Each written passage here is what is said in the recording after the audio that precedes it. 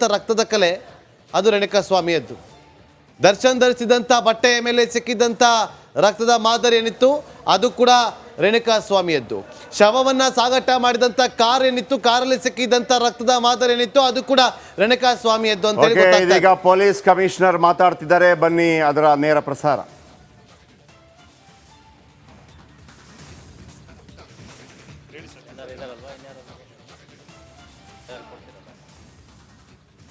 ಈ ಕಾಮಾಕ್ಷಿಪಾಳ್ಯದಲ್ಲಿ ವರದಿಯಾಗಿದ್ದಂತಹ ರೇಣುಕಾಸ್ವಾಮಿ ಕೊಲೆ ಪ್ರಕರಣದ ತನಿಖೆ ಸಂಪೂರ್ಣವಾಗಿ ಮುಗಿದಿದ್ದು, ಇವತ್ತು ನಾವು 24ನೇ ACMM ನ್ಯಾಯಾಲಯಕ್ಕೆ ನಾವು ಅಂತಿಮ ವರದಿಯನ್ನು ಸಲ್ಲಿಸ್ತಾ ಇದ್ದೇವೆ.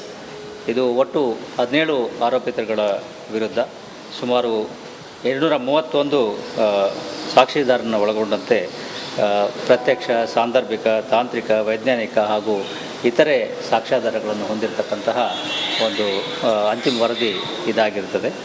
ಒಟ್ಟು 7 ಸಂಪುಟಗಳ 10 ಕಡತಗಳನ್ನು ಇದು ಹೊಂದಿದ್ದು ಭಾಳ ಬೃಹತ್ ತನಿಖೆಯಾಗಿರೋದ್ರಿಂದ ಎಲ್ಲ ಆಯಾಮಗಳಿಂದ ತನಿಖೆಯನ್ನು ಮಾಡಿದ್ದು ಒಟ್ಟು ಸುಮಾರು 3991 ಪುಟಗಳನ್ನು ಇದರಲ್ಲಿ ಅಳವಡಿಸಿಕೊಳ್ಳಲಾಗಿದೆ.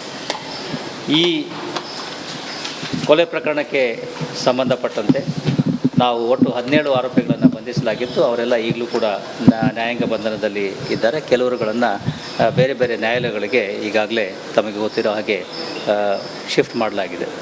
ಇದರಲ್ಲಿ ಒಟ್ಟು ಪ್ರತ್ಯಕ್ಷ ಸಾಕ್ಷಿದಾರರು 3 ಜನ ಮತ್ತು 161 ಮತ್ತು 164 ಸ್ಟೇಟ್ಮೆಂಟ್ಗಳನ್ನು ನಾವೇನು ಮಾಡ್ತೀವಿ, ನ್ಯಾಯಾಧೀಶರ ಮುಂದೆ ಸುಮಾರು 27 ಜನ ಸಾಕ್ಷಿದಾರರ ಹೇಳಿಕೆಗಳನ್ನು ಪಡೆಯಲಾಗಿದೆ. ಉಳಿದವರ ಆ ಹೇಳಿಕೆಗಳನ್ನು ನಮ್ಮ ಪೊಲೀಸ್ ಅಧಿಕಾರಿಗಳ ಮುಂದೆ ಪಡೆಯಲಾಗಿದೆ. ಅದೇ ರೀತಿ FSL ಮತ್ತು CFSLಗೆ ಅನೇಕ ವಸ್ತುಗಳನ್ನು ಪರೀಕ್ಷೆಗೆ ಕಳಿಸಲಾಗಿದ್ದು ಅವೆಲ್ಲ ವರದಿಗಳು ಬಂದಿದ್ದಾವೆ. CFSLನಿಂದ ಇನ್ನೂ ಕೆಲವೊಂದು ವರದಿಗಳು ಬಾಕಿ ಇದ್ದಾವೆ. ಒಟ್ಟು ಸುಮಾರು 59 ಜನ ಪಂಚರು ಈ ಒಂದು ಇದರಲ್ಲಿ ಇದ್ದಾರೆ. ಜೊತೆಗೆ ಇದರಲ್ಲಿ ಇತರ ಸರ್ಕಾರಿ ಅಧಿಕಾರಿಗಳಿರ್ಬೋದು ಅಥವಾ ಇತರರು ಇರ್ಬೋದು, ಅವ್ರನ್ನೂ ಕೂಡ ಸಾಕ್ಷಿದಾರನ ಮಾಡಿದೆ. ಉದಾಹರಣೆ ತಹಸೀಲ್ದಾರರು, ವೈದ್ಯರು, RTO ಅಧಿಕಾರಿಗಳು, ಎಂಜಿನಿಯರ್ಗಳು ಅವರನ್ನು ಕೂಡ ಇದರಲ್ಲಿ ಸಾಕ್ಷಿದಾರರನ್ನಾಗಿ ಮಾಡಲಾಗಿದೆ.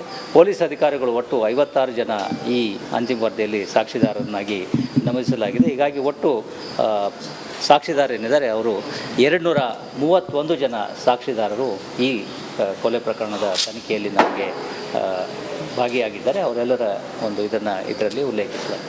ಸರ್, ಈಗ ಒಟ್ಟು FSL, CFSL ಎಲ್ಲ ರಿಪೋರ್ಟ್ ಬಂದಿದೆ, ಇನ್ನೂ ಬಾಕಿ ಇದೆ. FSLಗೆ ಸಂಬಂಧಪಟ್ಟ ಹಾಗೆ ಬೆಂಗಳೂರು ನಗರದಲ್ಲಿರ್ತಕ್ಕಂಥ ನಮ್ಮ ರಾಜ್ಯದ ವಿಧಿವಿಜ್ಞಾನ ಪ್ರಯೋಗಾಲಯ ಏನಿದೆ ಅದರಿಂದ ಎಲ್ಲ ವರದಿಗಳು ಬಂದಿದ್ದಾವೆ. ಅದಕ್ಕೆ ಬೇಕಾಗಿರ್ತಕ್ಕಂಥ ಪೂರಕ ವಿವರಗಳನ್ನು ಕೂಡ ಅವರು ಕೊಟ್ಟಿದ್ದಾರೆ. CFSL ಹೈದರಾಬಾದ್ಗೆ ಕೆಲವೊಂದು ತಾಂತ್ರಿಕ ವಸ್ತುಗಳನ್ನು ಕಳಿಸಲಾಗಿತ್ತು, ಎಲೆಕ್ಟ್ರಾನಿಕ್ ಡಿವೈಸ್ಗಳನ್ನು. ಅವುಗಳಲ್ಲಿ ಸಂಪೂರ್ಣ ವರದಿಗಳು ಇನ್ನೂ ಬಂದಿರಲಿಲ್ಲ. ಈಗ ಬಂದಿರತಕ್ಕಂಥ ವರದಿಗಳ ಆಧಾರದ ಮೇಲೆ ನಾವು ಅಂತಿಮ ವರದಿಯನ್ನು ಸಲ್ಲಿಸಿದ್ದೇವೆ. ಮುಂದಿನ ತನಿಖೆಯನ್ನು ನಾವು 174(8) ಅಡಿಯಲ್ಲಿ ನಾವು ಈಗಲೂ ಇಟ್ಕೊಂಡಿದ್ದೇವೆ. ಆ ವರದಿಗಳು ಬಂದ ನಂತರದಲ್ಲಿ ಅವುಗಳನ್ನು ನ್ಯಾಯಾಲಯಕ್ಕೆ ಸಲ್ಲಿಸಲಾಗ್ತದೆ.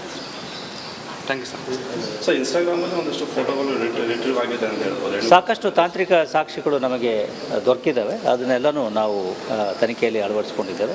ಈ ಒಂದು ಏನು ತನಿಖೆ ಇದೆ ಅದು ಭಾಳ ಉತ್ತಮವಾದಂತಹ ಒಂದು ಇದರಲ್ಲಿ ಆಗಿದೆ. ನಾವು ಸ್ಪೆಷಲ್ ಪ್ರಾಸಿಕ್ಯೂಟರ್ನ ಕೂಡ ನೇಮಕ ಮಾಡಿದ್ವಿ. ಅವರ ಒಂದು ಅಣತಿಯ ಮೇರೆಗೆ ಎಲ್ಲ ರೀತಿಯ ಸಾಕ್ಷಿ ಆಧಾರಗಳನ್ನು ಅಳವಡಿಸಿಕೊಂಡು ಒಂದು ವಾಟರ್ ಟೈಟ್ ಚಾರ್ಜ್ ಶೀಟನ್ನು ನಾವು ಸಲ್ಲಿಸಿದ್ದೇವೆ. ಸರ್, ಈಗ ಟ್ರಯಲ್ಗೆ ಫಾಸ್ಟ್ ಆಗಿಲ್ಲ, ಸ್ಪೆಷಲ್ ಕೋರ್ಟ್ಗೆ ಒಂದು ಮನವಿ ಮಾಡಿ ಅದೀಗ ಚಾರ್ಜ್ ಶೀಟ್ ಆದ ನಂತರದಲ್ಲಿ ನಾವು ಅದರ ಉದ್ದೇಶ ಚರ್ಚೆ ಮಾಡಿ ಚಾರ್ಜ್ ಶೀಟ್ ಆದ ನಂತರದಲ್ಲಿ ನಾವು ನಮ್ಮ ಕಾನೂನು ತಜ್ಞರ ಅಭಿಪ್ರಾಯವನ್ನು ಪಡೆದುಕೊಂಡು ನಂತರ ತೀರ್ಮಾನ ಮಾಡಿ.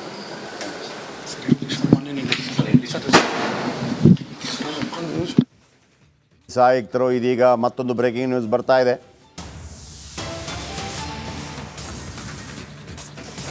ದಾಸ ಹಾಗೂ ಆತನ ಮನೆ ಕೆಲಸದವನಿಗೂ ಒಂದೇ ಪ್ರೂಫ್.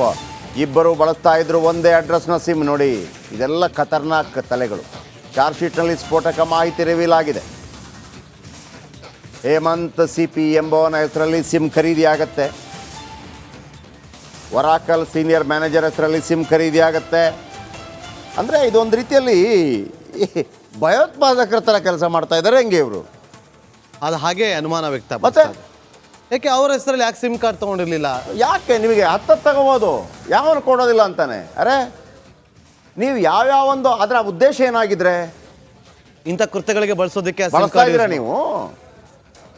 ಇಲ್ಲಿ ಒಂದಷ್ಟು ವಿಚಾರಗಳು ಕೇಳಿ ಬರ್ತಾ ಇತ್ತು. ಈ ಹಣ ದುರ್ಬಳಕೆ ಆಗ್ತಾ ಇತ್ತು, ಹಣ ಹವಾಲಾ ಅಮೌಂಟ್ಗಳು. ಈಗ 30 ಲಕ್ಷ ಹಣ, ಅದ್ರ ಬಗ್ಗೆ ಕೂಡ ತನಿಖೆ ಆಗಬೇಕು. Yes of course Nagendra. ಏನಾಗುತ್ತೆ ನೋಡಿ, 22 ಕೋಟಿ ಇವರ ರೆಮ್ಯುನರೇಷನ್ ಅಂತ ಹೇಳುವಾಗ ಇವರು ಅದನ್ನು ದಾಖಲೆಯಲ್ಲಿ ತೋರಿಸೋದಿಲ್ಲ. ದಾಖಲೆಯಲ್ಲಿ ತೋರಿಸೋದಿಲ್ಲ, ಆ ಬಾಯಿ ಮಾತಿಗಿರುತ್ತೆ. ಈಗ ಅವತ್ತು ಕಾಟೇರ ಸಿನಿಮಾ 100 ಕೋಟಿ ಮಾಡ್ತಂತೆ ಅಂತ ನಾವು ರಾಕ್ಲೈನ್ ವೆಂಕಟೇಶ್ ಮುಂದೆ ಕೇಳಿದಾಗ ನನಗೆ ಗೊತ್ತಿಲ್ಲಪ್ಪ ಅಂತಂದ್ರು ಅವರು. ಎಸ್, ಈಗ ಬ್ರೇಕಿಂಗ್ ಅಪ್ಡೇಟ್ ಒಂದು ಲಭ್ಯವಾಗ್ತಾ ಇದೆ. ಎಸ್ ಕೊಡಿ. ಲಿಪ್ಸ್ಟಿಕ್ ರಾಣಿ ಪವಿತ್ರ ಗೌಡಗೆ ಡವ ಶುರುವಾಗಿದ್ದೆ ಅಂತ. ಒಂದು ಕಡೆ ದರ್ಶನ್ ದೂರ ನೀನೊಂದು ತೀರ ನಾನೊಂದು ತೀರ ಅನ್ನೋಂಥ ಆಗಿತ್ತು. ಮತ್ತೊಂದು ಕಡೆ ಚಾರ್ಜ್ ಶೀಟ್ ಭಯ ಶುರುವಾಗಿದೆ ಪವಿತ್ರ ಗೌಡಗೆ. ವಿಕೋ ಅನ್ನುತ್ತಿರುವಂಥ ಪವಿತ್ರ ಗೌಡ ಮನೆ, ಆರ್ ಆರ್ ನಗರದ ಪವಿತ್ರ ಗೌಡ ಮನೆಯಲ್ಲಿ ಮೌನ. ನೀವು ಹೋಗಿದ್ರಲ್ಲ ಈ ಮನೆಗೆ? ಹೌದು. ನೀವೇ ಸ್ಟೋರಿ ಮಾಡಿದ್ರಿ, ಅಲ್ಲಿಂದ ಎಲ್ಲ ಖಾಲಿಯಾಗಿತ್ತು, ಜೇನುಣ ಎಲ್ಲ ಇತ್ತು ಅಂತೇಳಿ. ಹೇಳಿ. ಕೊಂಪೆ ಆಗಿದೆ ಈಗ ಆ ಮನೆ. ಇನ್ನೊಂದು ಕಡೆ ಚಾರ್ಜ್ ಶೀಟ್ ವಿಚಾರವಾಗಿ ಯಾವಾಗ ಫೈಲ್ ಆಗಿದೆ ಅನ್ನೋದು ಗೊತ್ತಾಗುತ್ತೋ ಆತ ಬಳ್ಳಾರಿ ಜೈಲಿನಲ್ಲಿರುವಂಥ ದರ್ಶನ್ಗೆ ನಡುಕ ಶುರುವಾಗಿದ್ರೆ, ಈ ಕಡೆ ಪರಪ್ಪನ ಅಗ್ರಹಾರ ಕೇಂದ್ರ ಕಾರಾಗೃಹದಲ್ಲಿರುವಂಥ ಪವಿತ್ರ ಗೌಡಗೂ ಕೂಡ ಢವ ಶುರುವಾಗಿದೆ ಅಂತ. ಚೇಂಜ್ ಮಾಡೋಕ್ಕೆ ನಮ್ಮ ಸಾಕ್ಷಿದಾರ ಕಿಲ್ ಹಿಮ್, ಈ ವಿಚಾರ ದೊಡ್ಡ ಮಟ್ಟದಲ್ಲಿ ಈಗ ಚರ್ಚೆ ಆಗ್ತಾ ಇದೆ. 3991 ಪುಟಗಳ ಚಾರ್ಜ್ ಶೀಟ್ ಸಲ್ಲಿಕೆ ಆಗಿದೆ. 7 ಸಂಪುಟಗಳ 10 ಕಡತಗಳನ್ನು ಸಲ್ಲಿಕೆ ಮಾಡಿದ್ದೀವಿ ಅಂತ ಹೇಳಿ ಬೆಂಗಳೂರು ಸಿಟಿ ಪೊಲೀಸ್ ಕಮಿಷನರ್ ಆಗಿರುವಂಥ ಬಿ ದಯಾನಂದ್ ಅವರು ಹೇಳಿದರು. 7 ಸಂಪುಟಗಳು ಅಂತಂದರೆ ಚಾಪ್ಟರ್ ವೈಸ್ ಅಂತ ಇರುತ್ತೆ. 7 ಚಾಪ್ಟರ್ಸ್ ಅಂತ ಹೇಳಿ 10 ಕಡತಗಳು, 10 ಬೇರೆ ಇರುತ್ತೆ. ಬೇರೆ ಸ್ಟೋರಿಗಳು ಅಲ್ಲ, ಒಂದೇ ಸ್ಟೋರಿ ಇದು. ಅಂದರೆ ವಾಲ್ಯೂಮ್ 1, ವಾಲ್ಯೂಮ್ 2, ವಾಲ್ಯೂಮ್ 3 ಆ ಥರ ಇರುವಂಥ ಕಡತಗಳು. ಅಲ್ಲ, ಸಬ್ಜೆಕ್ಟ್ ವೈಸ್ ಚೇಂಜ್ ಮಾಡಿರ್ತಾರೆ ಅಂತ. ಈಗ ಟೆಕ್ನಿಕಲ್ ಎವಿಡೆನ್ಸ್, ಸೈಂಟಿಫಿಕಲ್ ಎವಿಡೆನ್ಸ್, ಆಮೇಲೆ ಮಹಜರು, ಆಮೇಲೆ 164 ಹೇಳಿಕೆ ಆ್ಯಂಡ್ 161 ಹೇಳಿಕೆ. ಹೌದು. ಈಗ ನಾಗೇಂದ್ರ, 161 ಹೇಳಿಕೆ ಅಂತಂದರೆ ಪೊಲೀಸರ ಮುಂದೆ ಕೊಡುವಂಥ ಹೇಳಿಕೆ, 164 ಹೇಳಿಕೆ ಅಂತಂದರೆ ಜಡ್ಜ್ ಮುಂದೆ ಕೊಡುವಂಥ ಹೇಳಿಕೆ.